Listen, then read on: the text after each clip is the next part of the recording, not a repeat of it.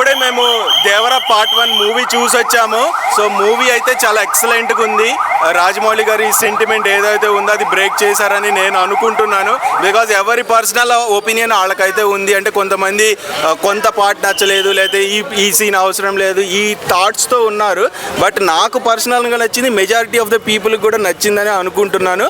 Ending scene ఒక్కటి disappoint అయ్యారు. Because Baahubali 1లో ఏదైతే ఆ ఎగ్జైట్మెంట్ కట్టప్పని ఎందుకు చంపారనే ఎగ్జైట్మెంట్ దీంట్లో క్రియేట్ చేయలేదని ఒక డిసప్పాయింట్ ఉంది చాలా మందిలో. బట్ స్టిల్ పార్ట్ 2 కోసం అయితే వెయిట్ చేస్తారు. ఎందుకంటే ఫైట్ సీన్స్ అయితే చాలా ఎక్సలెంట్గా ఉన్నాయి. యాక్టింగ్ శ్రీదేవి గారికి మ్యాచ్ అయ్యే రేంజ్లో యాక్టింగ్ అయితే ఉంది. ఎక్స్ప్రెషన్స్ కానీ ఎలివేషన్స్ కానీ ప్రతిదీ ఎక్సలెంట్. సో అంటే బాండింగ్ చూపించలేదు ఎనఫ్గా లేదు. అంటే హీరోయిన్తో అన్ని మంచి సీన్స్ ఎక్కువ లేవు అని ఒక సాంగ్తోనే ఫినిష్ చేశారని ఒక డిసాటిస్ఫాక్షన్ ఉంటుంది. బట్ నెక్స్ట్ పార్ట్ 2లో అయితే ఎక్స్పెక్ట్ చేద్దాము. మూవీ అయితే ఎక్సలెంట్.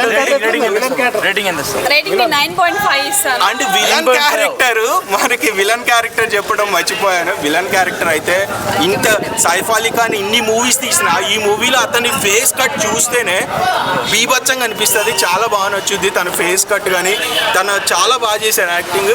నేను అసలు అతన్ని ఇష్టపడిన నిజం చెప్తున్నా పర్సనల్గా. బట్ ఈ మూవీలో తను చూడంగానే భలే చేశాడు, బాడీ భలే బిల్డ్